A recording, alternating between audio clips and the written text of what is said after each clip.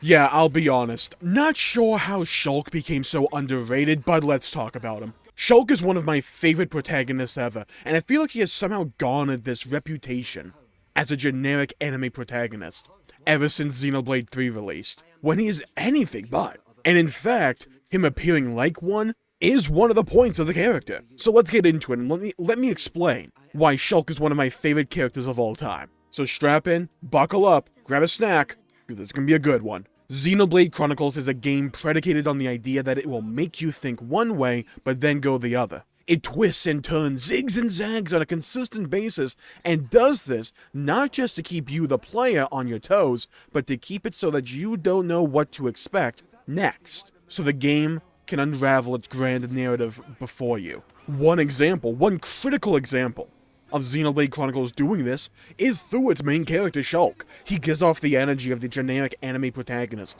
that has some connection to the mystical, magical anime sword, the Monado, that will probably end up saving the world, and, well, spoiler alert, yeah, it kinda does. Just not in the way you think. Like, yeah, it's not wrong, but it's far deeper than that. You would expect him to be the goody two-shoes character that no matter what happens is willing to bear through it all and fight for morality and the good of his friends and blah blah blah. And for most of the first and second chapter, or at least the initial Colony 9 section, yeah, you gain that impression of him, don't you? But then Fiora gets a little off the top, if you will, and he descends as a character, fueled no longer by a desire to unravel the secrets of the Monado to save the Harms and people of Bionis, but now his intentions are darker, fueled by a bloodthirst for revenge against Metalface, great name by the way, and the Mechons who took away his precious Fiora.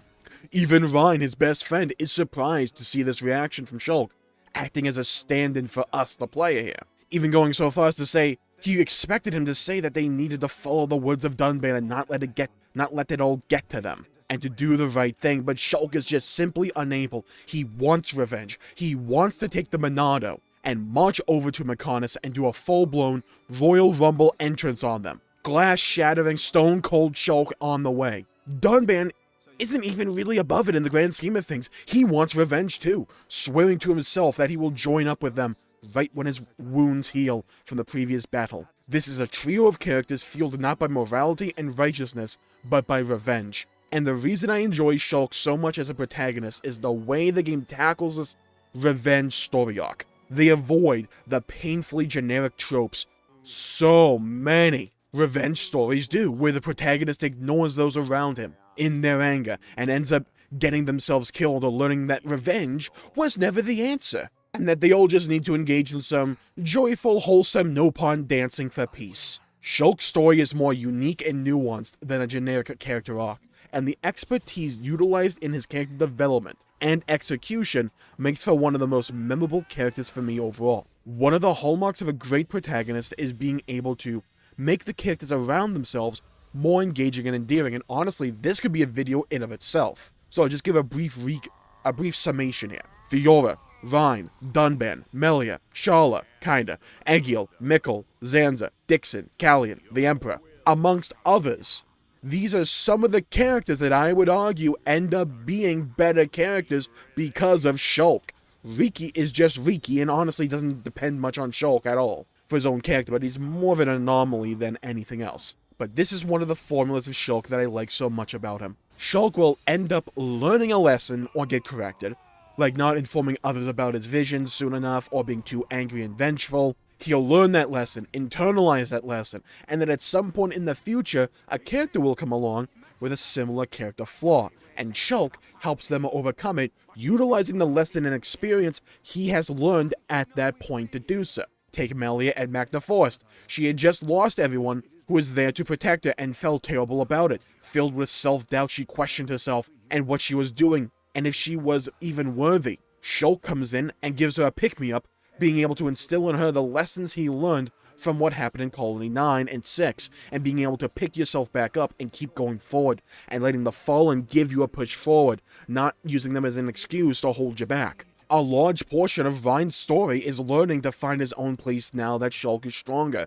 than him with the Monado. His role was redefined and he felt like he was just additional weight. I would have liked a little bit more to this story, but it was still really touching, especially with how Charlotte interacts with Ryan for much of the game. The only reason Dunban doesn't go for the freaking throat against Mumcar is because of Shulk, and Shulk teaching Dunban what he learned about revenge not being the answer. And speaking of Shulk overcoming revenge, this is something not really talked about enough. Want to know the funny thing about why Shulk overcame the desire for revenge so much? He found out Fiora was alive. Yeah, he didn't have an anime moment where he learned about morality and all that. The source of his anger was just simply gone. Fiora was still alive, and he realized that they that faced Mechons have people in them. Does he really want to kill Harms? Is that really who he wants to become? No. So instead, he wanted answers, he needed answers, and his emotions transform his bloodlust to a desperate need for those answers. If Fiora had permanently died and never came back, who knows how Shulk would have ended up. It's one of those interesting twists of fate that pose an interesting what-if scenario. He could have ended up just like Egil. Or that scene near the end where Shulk elects not to kill Egil could have ended very differently. And Zanza would have almost certainly won because the cycle of pain and revenge would have continued, feeding into what Zanza does best. Cycles. Shulk is inherently an emotional character, but he isn't handled like a lot of other emotional characters, where they become overrun by it, and no longer have reason in key moments, which lead to what I call plot progression moments, where the MC can't see reason, does something emotional and stupid, inevitably messes up, and gives the enemy a chance to do something bad. It annoys me to no end half the time because the protagonist most of the time will just act like a total idiot to allow events like that to happen. But that's not Shulk, and that's not Xenoblade. Shulk isn't stupid. He's driven by revenge, absolutely, but he still has his reason. He's multidimensional. He can strategize, do what is needed, and tries his best to avert the harmful visions he gets through foresight from happening. Shulk to me is never annoying outside of those handful of scenes near the beginning where he holds back from telling the others about his visions when they happen, but that is resolved quickly enough. He gets you hyped. You feel for him. He is an engaging protagonist who is simply fun and enjoyable to follow along with his adventures. He's not there or here or there and here with the love triangle either. Man doesn't drag anything out. Pick the Fiora reunion bit. He's not afraid to let her know how he feels immediately. And when he tells her how ticked off he is about Maineth being inside Fiora and controlling her, he sees reason when Fiora tells him that she isn't the enemy and that she just wants to help her. He's able to reason, at least see reason, relatively quickly, and while this bit is really subjective, I personally really like characters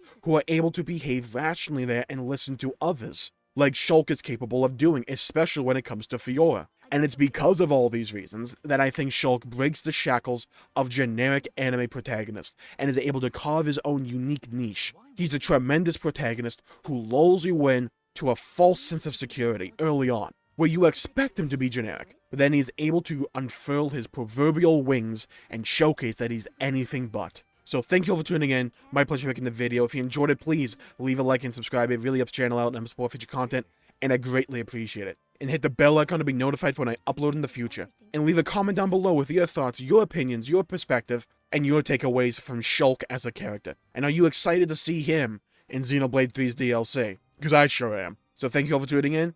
Hope you all stay safe out there. Have a great day. Go play some video games if you can. And as always, I'll see you all next time. Bye bye, everybody.